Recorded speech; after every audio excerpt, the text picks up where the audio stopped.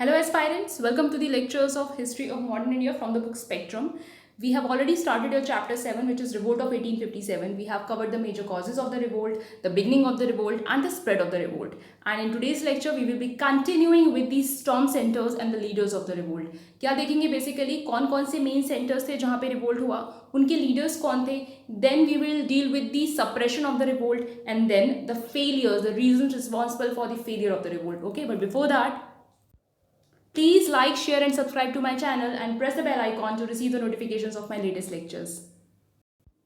Let's begin our lecture today. Okay, so let's have a look at the question. The question is, the question is, give a brief account of the main centers of the 1857 revolt and their leaders. Okay, let's go to the map which we saw yesterday. So this pink region is the main region where your 1857 revolt took place. Okay, so you remember that it began at Meerut में शुरू हुआ था. सिपाहीज फिर दिल्ली गए थे and slowly and gradually they moved to the other regions.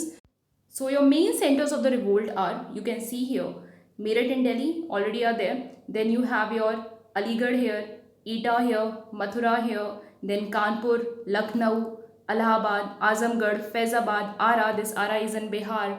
Okay, then here Jhansi, Gwalior, Kota. So these are the main centers. There were other regions as well where the revolt took place, but it was limited. As I told you, this is the main region, this pink region, where it was very much prominent. Okay, let's move ahead. So we already discussed that Delhi में बहादुर शाह जफर को proclaim कर दिया था as the leader of the revolt. So he was a nominal and symbolic leadership. We know that he was very aged and powerless. तो वो सिर्फ name सेक के लिए लीडर थे और वो एक बस सिंबलाइज कर रहे थे लीडरशिप को. ठीक है. So the real command had to be with someone else who is more able, okay, who is more capable to fight. Who was that person? He was General Bakht Khan. So General Bakht Khan was the person who was fighting on the behalf of the Bahadur Shah Zafar. ठीक है. So real command lay with the cord of soldiers. तो ये एक soldiers का group था जिनके पास actual power थी and who were actually guiding this revolt on the behalf of Bahadur Shah Zafar. So they led the revolt of Bareilly troops and brought them to Delhi. ये बरेली से इन्होंने सोल्जर्स को गैदर किया और वो दिल्ली लेके आए. ठीक है. Then Bahadur Shah was perhaps the weakest link in the chain of leadership of the revolt. Now even though this Mughal emperor is highly respected, or I should say the Mughal dynasty is highly respected still, but he was the weak link because first of all he was not powerful at all, right? And he did not have any authority to command or to give any orders. So he was kind of a weak link. He could not provide that strong leadership to the revolt. Okay, so his weak personality, old age, lack of leadership qualities created political weakness at the nerve center of the revolt. So nerve center, that is Delhi, जो main center था जहाँ मेरठ से आके सिपाहीज फिर दिल्ली में रुके थे and then वहाँ से उन्होंने पूरा आगाज़ किया 1857 रिवोल्ट का. तो पॉलिटिकली वो सेंटर बहुत वीक हो गया बहादुर शाह की लीडरशिप की वजह से और काफ़ी डैमेज भी हुआ इसको. ठीक है. तो ये आप कुछ डीमेरिट्स में लिख सकते हैं. राइट. तो फर्स्ट हो गया आपका Delhi. Next is your Kanpur. Next important centre is Kanpur. So here the leader was Nana Sahib. Okay, he was the adopted son of last Peshwa Bajirao two. So Bajirao two जो लास्ट पेशवा हैं आपके, उनके ये एडॉप्टेड सन है. He was refused the family title and banished from Poona. एक तो इनको family title नहीं मिला, इनको पेशवा का टाइटल देने से ब्रिटिश ने मना कर दिया. दूसरा, पूना जो है इनको निकाल दिया गया पूना से and was living near Kanpur. और ये कानपुर के पास इन्होंने रहना शुरू कर दिया था. तो अब आपको ये प्लीज़ कंफ्यूज नहीं होना है कि बाजीराव टू जो है वो कानपुर के पेशवा है. कानपुर में तो कोई पेशवा था ही नहीं. पेशवा किसकी लीडरशिप को कहा जाता था? मराठास की लीडरशिप को. ठीक है. और मराठास कहाँ पे प्रोमिनेंट थे? That is very obvious, the Maharashtra region. Okay. So Nana Sahib expelled the English from the Kanpur. इन्होंने कानपुर से इंग्लिश को बाहर निकाल दिया, खुद को पेशवा प्रोक्लेम कर दिया, खुद को लीडर प्रोक्लेम कर दिया and acknowledged Bahadur Shah as the emperor of India. और मान लिया that yes Bahadur Shah is the new emperor of India and declared himself to be his governor. और कहा कि ठीक है, अब मैं एम्परर का गवर्नर हूँ. So Sir Hugh Wheeler, commanding the station, surrendered on June 27, 1857. It is not important, the date is not important. So Sir Hugh Wheeler is the person जो उस टाइम पे कमांड कर रहे थे, एंड ये surrender कर देते हैं नाना साहेब के आगे, एंड इनको मार भी दिया जाता है. तो this was about the Kanpur. कौन इंपॉर्टेंट लीडर है? नाना साहेब. ठीक है. Next important centre is your Lucknow. Lucknow में कौन लीडरशिप प्रोवाइड कर रहा है? बेगम हजरत महल. सो it happened, this revolt happened on June 4, 1857 here, and the popular sympathy was overwhelmingly in favor of the deposed Nawab. Actually यहाँ के नवाब को जो है उनके थ्रोन से हटा दिया गया था. तो जब ये रिवोल्ट हुआ तो काफ़ी सपोर्ट मिला नवाब को. ठीक है. इनके एक सन हैं Birjis Qadir, and he was proclaimed the Nawab. इनको नवाब प्रोक्लेम कर दिया गया. Henry Lawrence, the British resident, the European inhabitants, and a few hundred loyal sepoys took shelter in the residency. So there is a person, Henry Lawrence, उनके कुछ साथ में उनके जो ऑफिशियल्स थे या सोल्जर्स थे, उन्होंने शेल्टर लिया, वहीं पर शेल्टर लिया. ठीक है. लेकिन इस रेजिडेंसी को जहाँ पे उन्होंने शेल्टर लिया, इंडियन रेबल्स ने बिसीज कर लिया, दैट इज कैप्चर कर लिया, and sir Henry was killed during the siege. So the command of the besieged garrison, this is not important actually, let's skip it, but yeah, you can remember some important name here. Okay, let me tell you. So what is happening actually, ये जो command है, ये जो garrison था जिसको capture कर लिया गया था, अब उसको प्रोटेक्ट करने का, जहाँ पे ये ऑलरेडी ये गैरिसन, दैट इज जहाँ पे ये हेनरी लॉरेंस और उनके कुछ साथी छुपे थे जाके, अब उसको प्रोटेक्ट करने का कमांड ब्रिटिश ने किसको दिया? ब्रिगेडियर इंग्लिश को. ठीक है. And he gave strong resistance as well. उन्होंने काफ़ी कोशिश की रोकने की, सोल्जर्स को रोकने की कोशिश की, सॉरी सिपॉइज को रोकने की कोशिश की. And then the early attempts of sir Henry Havelock and the sir James Outram, important names हैं, to recover Lucknow met with no success. इनके अलावा सर हेनरी हैवलॉक ने भी ट्राई किया, सर जेम्स आउट्रम ने भी ट्राई किया, लेकिन उनको लखनऊ में वो सक्सेस नहीं मिली. दैट इज़ वो वापस से लखनऊ को सीज नहीं कर पाए. ठीक है. जो कैप्चर कर लिया था किसने? नवाब ने और सिपॉइज ने 1857 के रिवोल्ट के. फाइनली सर कॉलिन हैं, the full name is sir Colin Campbell. He is the new commander in chief who evacuated the Europeans with the help of the Gorkha regiments. जो वहाँ पे फंसे हुए थे उस गैरिसन में, जो सिपाही फंसे हुए थे इंग्लिश के, उनको निकाला किसने? सर कॉलिन कैंपबेल ने. He is the new commander in chief of that army who was fighting on the behalf of the British with the Lucknow leaders. ठीक है. और गोरखा रेजिमेंट्स की इन्होंने हेल्प ली. So in March 1858 the city was finally recovered by the British. और March तक आते आते 1858 में ब्रिटिश ने फिर से रिकैप्चर कर लिया लखनऊ को, but guerrilla activity continued till September. लेकिन बीच बीच में धीरे धीरे जो रेबेलियंस थे उन्होंने कोशिश की फाइट करने की. ठीक है. सो this was about your Lucknow. Next important center is your Bareilly. Here the leader is Khan Bahadur. He is the descendant of the former ruler of Rohilkhand. So Rohilkhand के जो पहले रूलर रहे होंगे ये उन्हीं की फैमिली से belong करते थे या उनके डिसेंडेंट थे, और इनको कमांड दे दी गई कि आप यहाँ बरेली में फाइट कीजिए. So not enthusiastic about the pension being granted by the British. अब आपको पता है कि what British used to do whenever they annexed any state or conquered any state, either they killed that ruler अगर वो ज़्यादा against में होता था रूलर, अगर वो प्रॉपर वॉर फाइट कर रहा है, अदरवाइज वो उसको पेंशन दे के रफा दफा कर देते. ठीक है. एक पेंशनर बना देते थे, एक डिपेंडेंट बना देते थे on the British. So same was happening with Khan Bahadur. He was getting a pension from the British, but he was not very happy about it, and he organized an army of 40,000 soldiers and offered stiff resistance to the British. इन्होंने army organise की और war करना, fight करना शुरू कर दिया. ठीक है. नेक्स्ट है बिहार. बिहार में आपकी लीडरशिप प्रोवाइड की है कुंवर सिंह ने. Again very important name. He is the zamindar of the Jagdishpur. ये भी आपको याद रखना है that which place he belonged to. So ये जगदीशपुर के जमींदार थे. ठीक है. स्टेट PCS में पूछ लिया जाता है directly. So he was an old man in his 70s, but still he was strong enough और he was determined enough to fight this war. और ये क्या है, पहले से इनको एक ग्रज था against the British who had deprived him of his estates. British ने पहले ही इनके जो लैंड्स हैं इनसे छीन लिए थे, तो इनके अंदर पहले से ही ग्रज था ब्रिटिश के against and he wanted to fight with them. So he unhesitatingly joined the sepoys when they reached Arrah. तो जब आरा पहुंचे, ये सिपाही आरा पहुंचे, दैट इज़ इन बिहार, इन्होंने ज्वाइन किया, कुंवर सिंह ने उनको सपोर्ट दिया, ज्वाइन किया। कहाँ से ज्वाइन किया? From Danapur. So this is also important. From the region Danapur, he joined them. So in Bihar, who has provided the leadership? Kunwar Singh. Okay, next is your Faizabad. Faizabad में है आपके मौलवी अहमदुल्ला.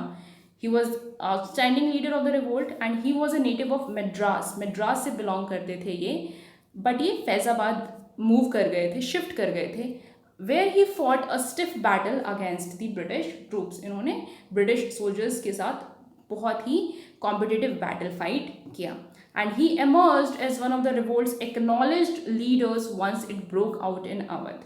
सो इनको काफ़ी रिस्पेक्ट किया जाता है और काफ़ी इंपॉर्टेंस रही है इनकी लीडरशिप की, मौलवी अहमदुल्ला की। ठीक है, तो अवध में जब रिबेलियन हुआ तब भी इन्होंने काफ़ी अच्छी लीडरशिप शो की है। Next is your Rani Lakshmibai. Now this is going to be really important. We all have heard the stories of Rani Lakshmi Bai. So he is the most outstanding leader of the revolt who assumed the leadership of the sepoys at Jhansi. कहाँ पे? झांसी में। ठीक है, we saw the Jhansi, right? So Lord Dalhousie, the Governor General, इस time पे कौन है Governor General? The Lord Dalhousie. He refused to allow her adopted son to succeed the throne. अब आपको पता है लॉर्ड डलहौजी की कौन सी पॉलिसी चल रही थी? Yes, try to remember.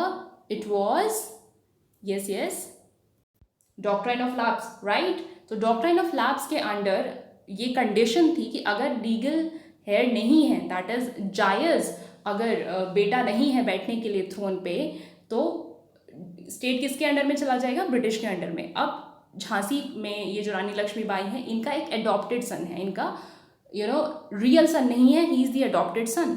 तो बिल्कुल डलहौजी ने मना कर दिया कि आपका बेटा तो यहाँ थ्रोन पे नहीं बैठ सकता। So this was the reason that she fought. Okay, so her husband Raja Gangadhar Rao he dies, तो उसके बाद इनको लड़ाई करनी पड़ती है and had annexed the state by the application of the doctrine of lapse. तो वही सेम चीज़ डलहौजी ने झांसी को कर लिया एनेक्स। कौन सी पॉलिसी यूज़ करके? Doctrine of lapse. और वहाँ से ब्रिटिश फोर्सेस को लेकिन झांसी में ब्रिटिश फोर्सेस को लक्ष्मीबाई ने बहुत ब्रेवली फाइट करके उनको बाहर निकाल दिया एंड उन्होंने कहा मैं अपनी झांसी नहीं दूंगी। This was the battle cry. ठीक है, ये बहुत इंपॉर्टेंट है। What is the meaning? That I shall not give away my Jhansi. मैं ब्रिटिशर्स को अपनी झांसी नहीं दूंगी। इसमें इनकी हेल्प किसने की? तांत्या तोपे ने। ठीक है, ये नाना साहिब के ही एक क्लोज एसोसिएट थे, was a friend of Nana Sahib.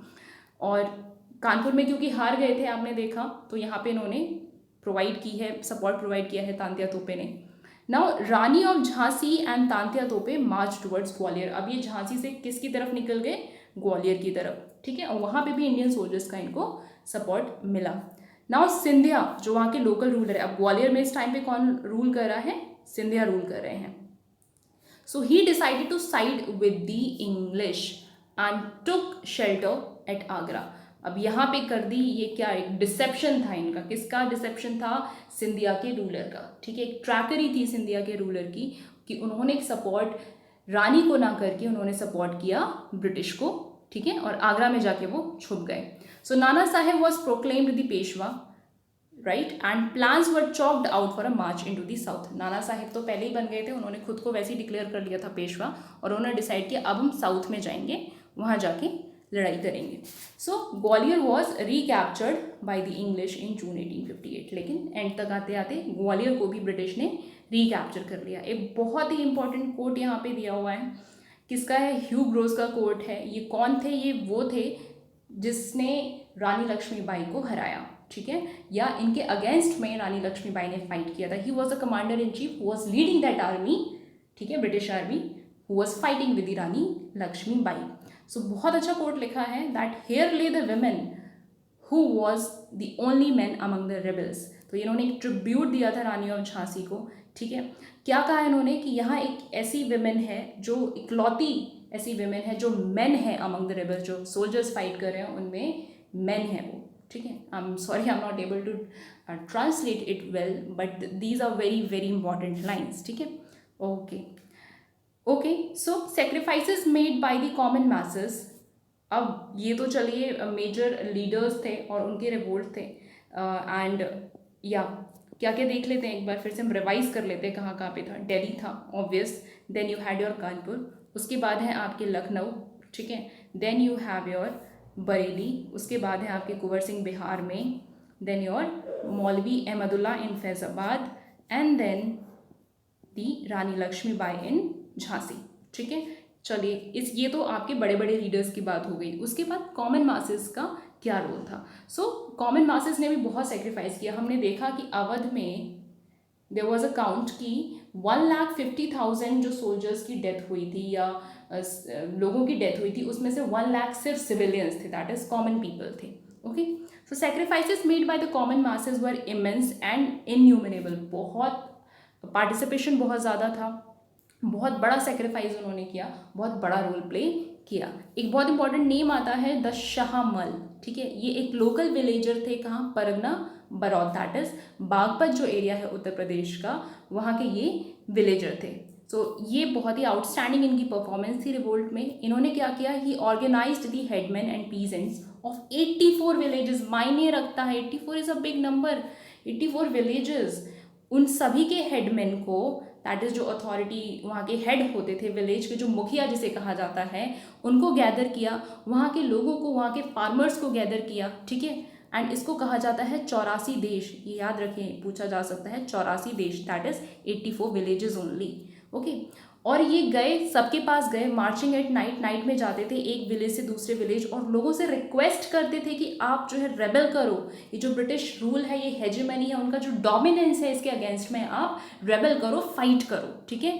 So people attacked government buildings. इन्होंने उनकी बात सुनी, लोगों की बात सुनी, लोगों ने गवर्नमेंट बिल्डिंग्स को अटैक किया, ब्रिजेस को डिस्ट्रॉय किया जो ब्रिटिश ने बनाए थे over the river, so that वो उसको यूटिलाइज ना कर पाए, क्रॉस ना कर पाए, and dug up metalled roads, ठीक है, partially to stop government forces. पहला वही कि सोल्जर्स को रोक पाएं from coming in to the area, from coming in to the villages और दैट पर्टिकुलर एरिया जहाँ पे रिवोल्ट होने वाला है, and partly because bridges and roads were viewed as the symbols of British rule. दूसरा कि हाँ, ये ब्रिटिश ने बनाया है, so we won't allow them, ठीक है। Then Shahmal send supplies to the mutineers in Delhi. Delhi में वो जो सोल्जर्स सिपाहीज जो हैं वो म्यूटिनी कर रहे थे, रिवोल्ट कर रहे थे, शाहमल ने उनको सामान भेजा, सप्लाईज में आपका वेपन्स हो गया, एमिनेशन हो गया, फूड सप्लाईज भी हो गया, एंड दी अदर नेसेसिटीज़, ठीक है। And prevented all official communication between British headquarters and Meerut. और पूरी कोशिश की कि जो कम्युनिकेशन था ब्रिटिश के हेडक्वार्टर्स का और मेरठ का, जैसे आपको इंपॉर्टेंट कोई इन्फॉर्मेशन पास ऑन करनी, that we are going to revolt at this particular place and at this particular time, ठीक है, वो उन्होंने पूरी कोशिश की कि ये इंफॉर्मेशन पास ऑन ना हो पाए। He made his headquarters at the bungalow of an irrigation department. एक इरीगेशन डिपार्टमेंट था, ब्रिटिश का इरीगेशन डिपार्टमेंट था, उसका ऑफिस था, उसकी बिल्डिंग थी, वो उन्होंने अपना क्या किया, उस बंगलो पे अपने हेडक्वार्टर बना लिए, दैट इज़ वो जाके कैप्चर कर लिया उन्होंने, और वहीं से वो सारी एक्टिविटीज़ को कोऑर्डिनेट कर रहे थे, ठीक है, on the banks of Yamuna, and supervised and controlled his operations from there. और अपने सारे ऑपरेशंस वो वहीं से कंट्रोल कर रहे थे, ठीक है। ये कहाँ पे था ये office? On the banks of Yamuna. In fact, the bungalow was turned into the Hall of Justice. Very important. इस बंगलो को नाम दे दिया गया, ये हॉल ऑफ जस्टिस, बदल गया ये हॉल ऑफ जस्टिस में। कैसे? क्योंकि यहाँ पे वो जो भी डिस्प्यूट्स चल रहे थे, जो भी विलेजर्स के, कॉमन विलेजर्स के या बाकी लोगों के जो भी डिस्प्यूट्स थे, उनकी जो भी छोटी मोटी लड़ाइयाँ थी, ठीक है, उसको वो सॉल्व कर रहे थे एंड जजमेंट्स दे रहे थे। He also organised an effective network of intelligence. एक शॉर्ट ड्यूरेशन के लिए उन्होंने अपना पूरा एक इंटेलिजेंस नेटवर्क भी क्रिएट किया। इंटेलिजेंस नेटवर्क का मतलब है उन्होंने कुछ लोगों को एम्प्लॉय किया जो नेसेसरी इन्फॉर्मेशन उनके पास पहुंचाते थे, ठीक है। The people of the area felt that the British rule was over and their own rule had come. और इससे इनको लगा, ये जो शाहमल ने इतना कुछ किया, वहाँ के लोगों को भी, लोकल लोगों को भी फिर लगा कि हाँ, ब्रिटिश का रूल खत्म, अब हमारा राज होगा।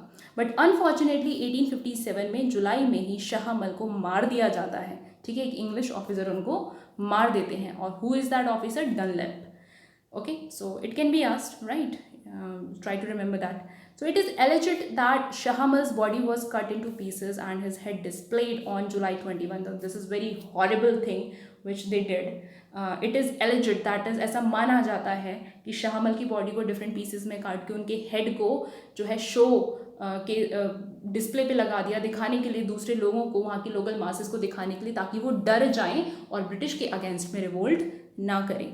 For more than a year however the rebels carried on this struggle. लेकिन एक साल तक उन्होंने हार नहीं मानी और people, the civilians, they carried on with the fight. Okay, so this was very very important. ठीक है, ये सारे सेंटर्स बहुत इंपॉर्टेंट हैं एंड ये जो सिविलियंस का रोल है ये भी बहुत इंपॉर्टेंट है. Now suppression of the revolt. आखिर इस रिवोल्ट को दबाया कैसे गया? क्वेश्चन देख लेते हैं.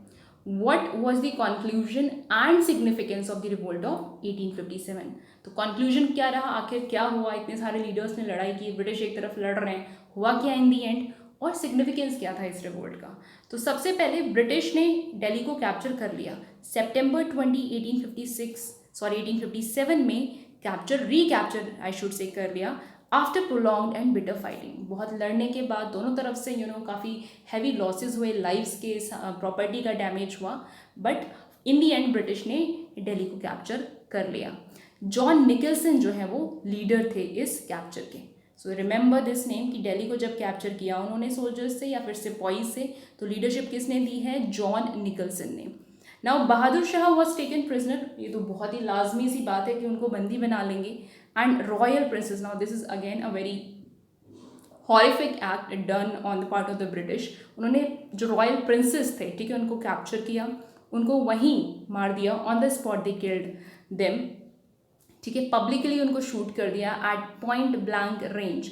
And who was the person जिसने ये सब कमांड किया या जिसने खुद डायरेक्टली शूट किया था? He was lieutenant Hudson himself. So remember this name as well. ठीक है, इन्होंने सभी रॉयल प्रिंसेस को मार दिया. So emperor was exile to Rangoon where he died in 1862. और एम्परर को वैसे ही इन्होंने पहले ही कैद कर लिया था. कैद करके कहाँ भेज दिया गया? रंगून में. रंगून कहाँ है? In Myanmar today, present day Myanmar. ठीक है, 1862 में बहादुर शाह जफर की डेथ हो जाती है. So great house of Mughals was finally and completely extinguished. अब इनकी डेथ के बाद, या फिर इनकी डेथ के बाद तो एक नेम सेक के लिए हम कहेंगे, बट जिस दिन रिकैप्चर कर लिया ब्रिटिश ने दिल्ली को, उसी दिन मुगल रूल कंप्लीटली खत्म, बिल्कुल उसका कोई भी नामो निशान नहीं बचा है. So terrible vengeance was raked on the inhabitants of the Delhi. That is बहुत हॉरिबल एक्ट्स किए गए, बहुत ही वायलेंट फॉर्म में इस वॉर को लड़ा गया है एंड बहुत लॉस ऑफ लाइफ्स भी हुआ है. एंड दिल्ली के जो लोकल पीपल हैं उनके अगेंस्ट बहुत वायलेंस हुआ है. With the fall of Delhi the focal point of the revolt disappear. एक बार जब दिल्ली कैप्चर हो गया, रिकैप्चर हो गया, तो धीरे धीरे अब यहाँ से ग्रेजुअली स्टार्ट हो जाता है 1857 रिवोल्ट के ख़त्म होने का एक पूरा प्रोसेस. ठीक है, धीरे धीरे वो काम डाउन होने लगता है, क्योंकि दिल्ली क्या था? एक सेंट्रल मेन सेंटर था. ठीक है, so one by one all the great leaders of the revolt fail. एक एक करके धीरे धीरे सभी लीडर्स या तो उनकी डेथ होने लगी या somehow they escaped. So sir Colin Campbell occupied Kanpur on December 6, 1857. So sir Colin Campbell ने 6 दिसंबर 1857 में कानपुर को ऑक्यूपाई किया.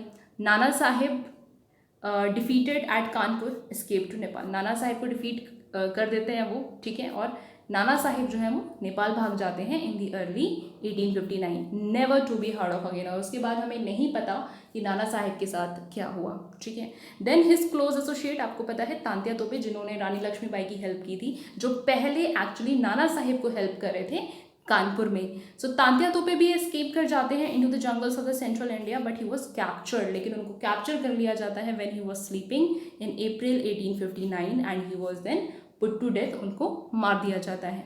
Then Rani of Jhansi had died on the battlefield. ये तो सबको पता है कि वो लड़ते लड़ते वीर गति को प्राप्त हो जाती हैं in June 1858. Then Jhansi was recaptured by the sir Hugh Groves. Again the important name कि झांसी को किसने कैप्चर किया? सर ह्यू ग्रोव्स ने. That he was the commander who was leading the revolt. ठीक है, sorry, who was leading the British army against the Jhansi. ठीक है, now by 1859 Kunwar Singh, Bakht Khan, Khan Bahadur Khan of Bareilly, Rao Sahib, he was the brother of Nana Sahib, Maulvi Ahmadullah, they all were dead. All the important leaders जो बरेली में, फैज़ाबाद में, इलाहाबाद में, ये different regions में जो leadership provide कर रहे थे, they were all dead. While the Begum of the Awadh, she was compelled to hide in Nepal.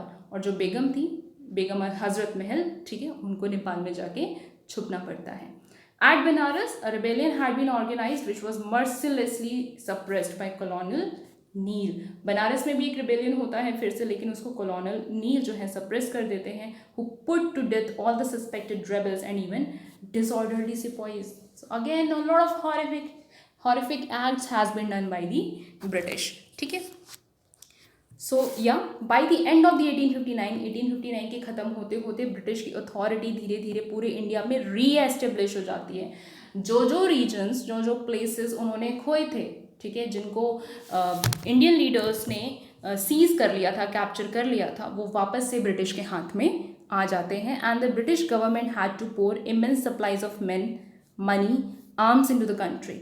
But यहाँ पे ब्रिटिश का जो फाइनेंशियल लॉसेस बहुत होते हैं, काफ़ी खर्चे होते हैं उनके, दैट इज़ वेरी ऑब्वियस. इतने सारे ब्रिटिश सोल्जर्स को एम्प्लॉय करना, देन मनी यूज़ करना for weapons and all, and the arms, that is ammunition and all. So though the Indians had to later repay the entire cost through their own suppression. भले इनको अभी इस revolt को calm down करने में इतना खर्चा करना पड़ा, लेकिन इसका सारा जो कॉम्पेंसेशन है वो कौन भरने वाला है? Indians only. That because they are going to get suppressed, okay, they are going to get exploited. The British is going to exploit them and earn even more revenues. ठीक है. So this was about your suppression कि कैसे revolt को दबाया गया. ठीक है. इसमें क्वेश्चन में आपने देखा कि कंक्लूजन तो चलिए ये था कि सप्रेस कर दिया रिवोल्ट को. सिग्निफिकेंस क्या था? इसके लिए आप थोड़ा सा नीचे चलते हैं. See here.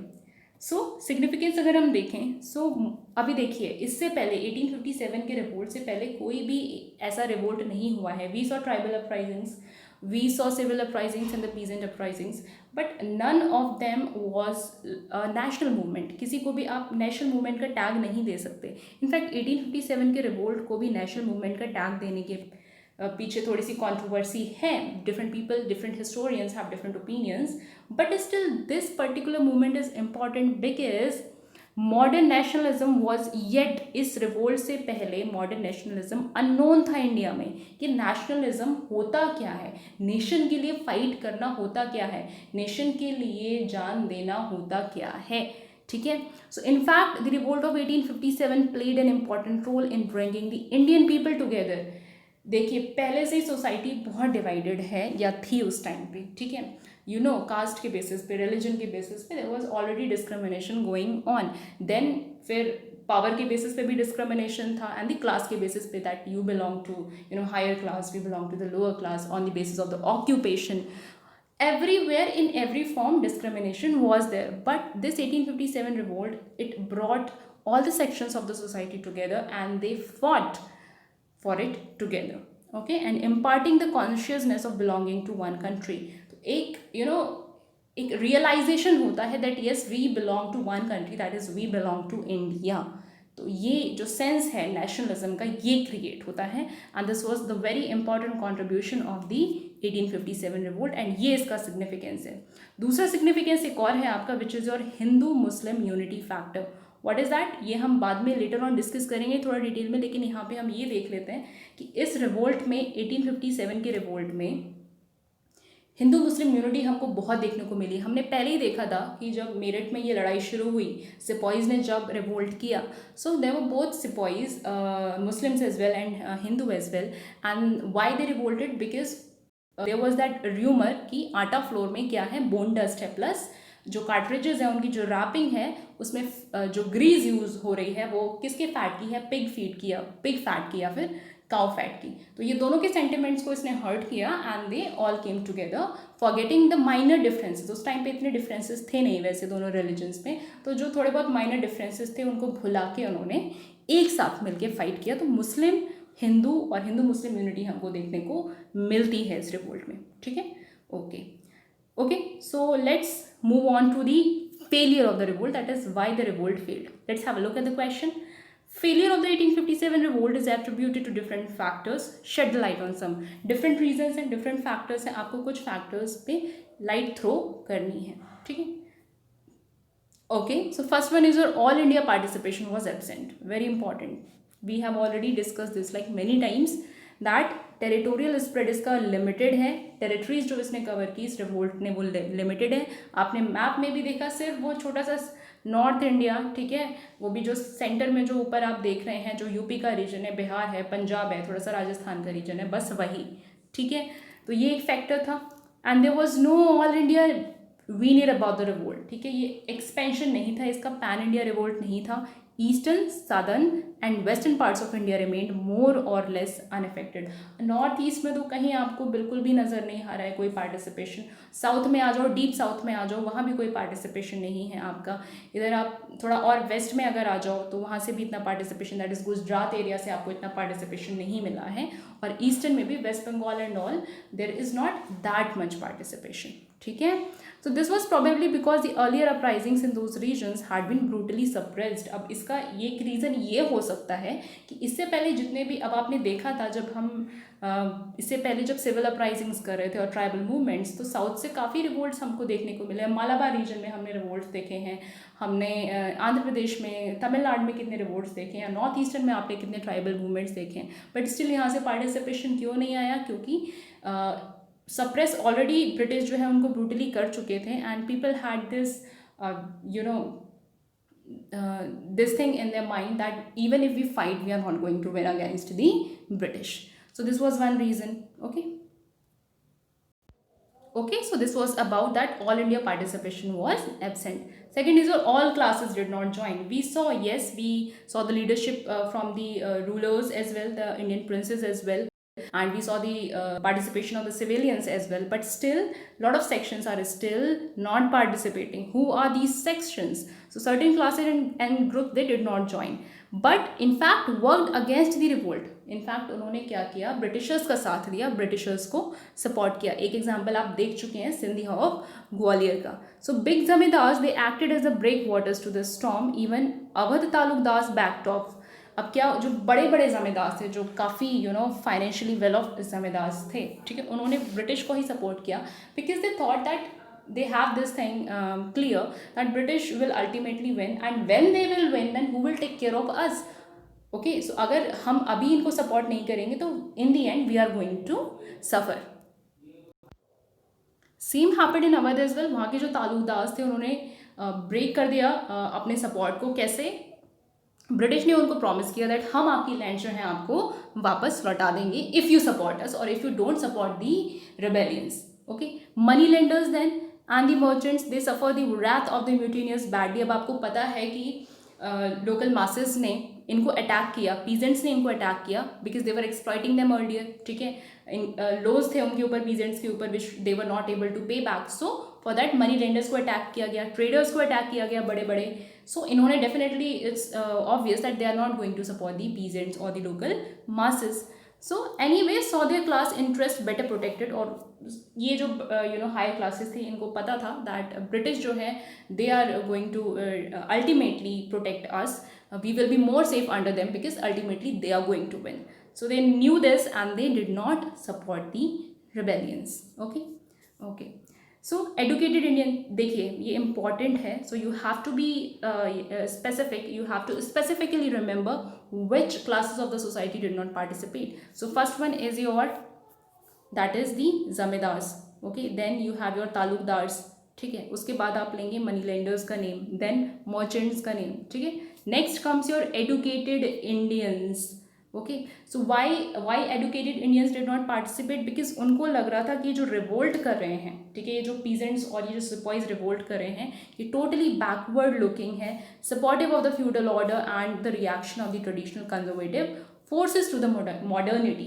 See, educated Indians, they thought, they had this view, ये उनका मानना था that जो ब्रिटिशर्स हैं, ये जो ब्रिटिश गवर्नमेंट है, ये सोसाइटी में, इंडियन सोसाइटी में मॉडर्नाइजेशन लेके आ रही है, ठीक है, because you know they started building the railway tracks, they started making the institutions, educational institutions, and some they started making roads. तो थोड़ा इंफ्रास्ट्रक्चर वगैरह डेवलप हो रहा था, थोड़ा एजुकेशन की तरफ भी काम हो रहा था, but they did not realise, these educated Indians did not realise that ultimate benefit जो है इसमें ब्रिटिश का ही था. ठीक है, ये बात उनको उस टाइम पे समझ में नहीं आई और इन्होंने सपोर्ट नहीं किया. इनको लग रहा था कि ये जो लोकल मासेस लड़ रहे हैं ये ऑर्थोडॉक्स हैं, इनको नॉलेज नहीं है, कोई इनको पता नहीं है कि ब्रिटिश जो कर रही है इनके भले के लिए कर रही है, और इनको लगता था कि ये अपनी जो सोच में है ये कंजर्वेटिव हैं ये लोग, और ये मॉडर्न नहीं होना चाहते, ये टेक्नोलॉजी को नहीं अपनाना चाहते. ठीक है, so educated Indians did not participate and they were also supportive of the they were also opposed to the feudal order. इससे पहले जो जिस तरीके का रूल चल रहा था, मुगल एम्पायर का जैसे रूल चल रहा था और प्रिंसेस का रूल चल रहा था, प्रिंसली स्टेट्स में जैसे आपके नवाब्स थे, ठीक है, पेशवास थे एंड ऑल, तो एडुकेटेड इंडियंस इस रूल को भी सपोर्ट नहीं करते थे. इस तरीके का रूल भी उनके समझ में नहीं था. ठीक है, so that's why they did not support the revolt.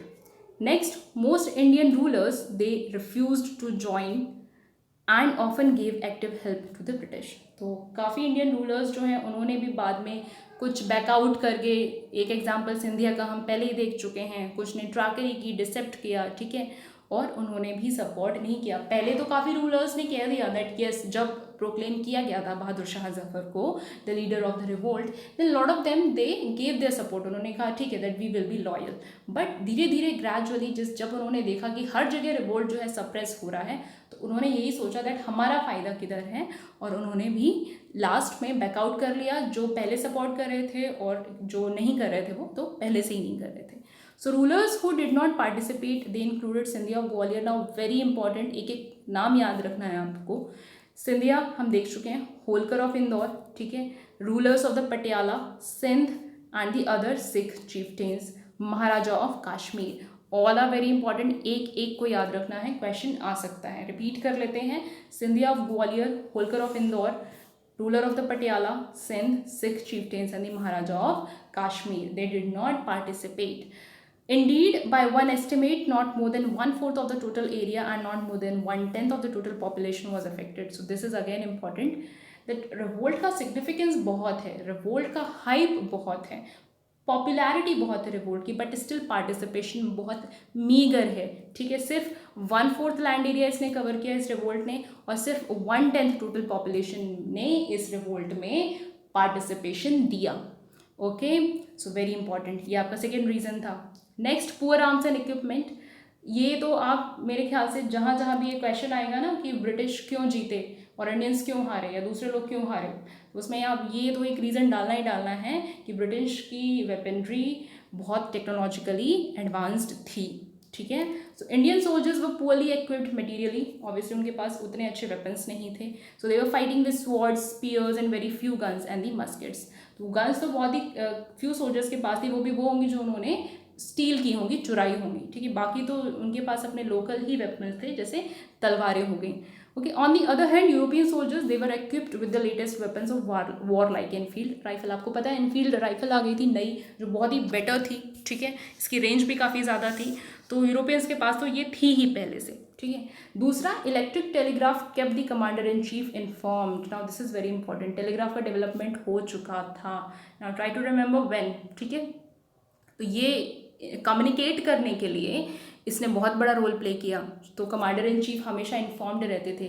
ठीक है, कि अब यहाँ पे रिवोल्ट करना है. ठीक है, यहाँ से हेल्प आ रही है, इतना मुझको एमिनेशन चाहिए, इतनी हेल्प भेज दीजिए एंड सो ऑन. और उनको बाकी इन्फॉर्मेशन भी मिलती रहती थी. स्पाइस तो उनके वैसे भी लगे हुए थे. ठीक है, सो ये सारी मूवमेंट और स्ट्रैटेजी की रेबल्स कहाँ से किस डायरेक्शन से अटैक करने वाले हैं, कब अटैक करने वाले हैं, इनको पहले से काफ़ी केसेस में इंफॉर्मेशन रहती थी.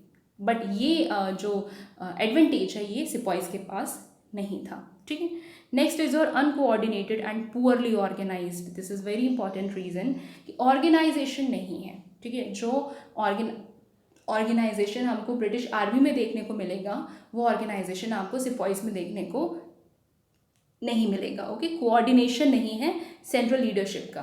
दैट इज़ जो लीडर्स फाइट कर रहे हैं, जो अपने आर्मीज़ को कमांड कर रहे हैं, इंडियन लीडर्स, उनका ऑर्गेनाइजेशन एक तो नहीं है फर्स्ट ऑफ ऑल, और कोऑर्डिनेशन भी नहीं कर पा रहे हैं कि इतने सिपॉइज यहाँ जाएंगे या उतने सिपॉइज वहाँ जाएंगे, तो ये कोऑर्डिनेशन नहीं हो पा रहा है। और दूसरे लीडर से भी उनका सिंक्रोनाइजेशन नहीं हो पा रहा है।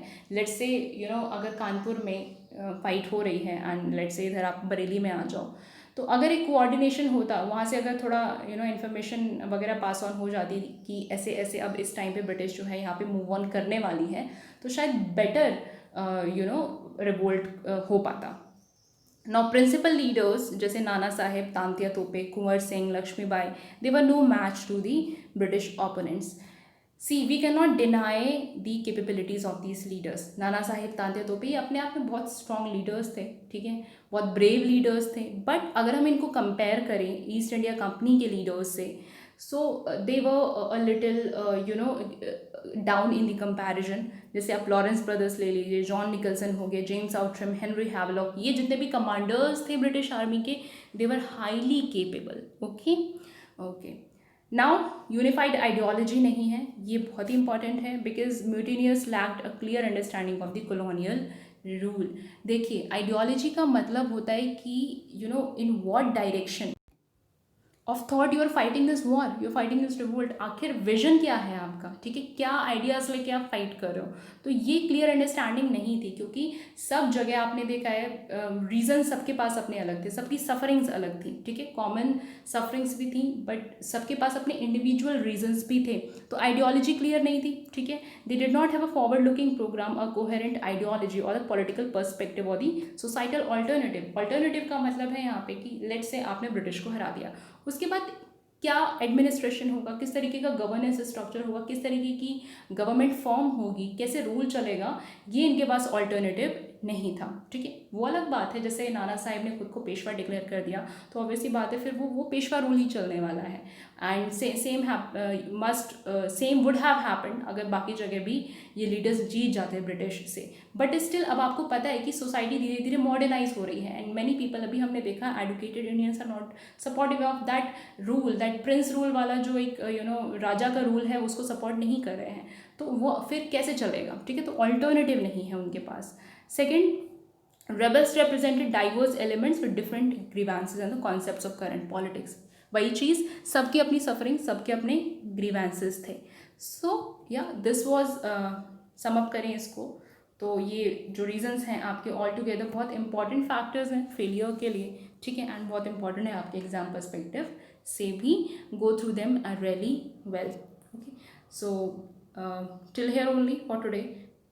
In the next lecture we will start with the Hindu Muslim unity factor. Thanks a lot for learning with me. Don't forget to like, share and subscribe. Meet you in the next lecture.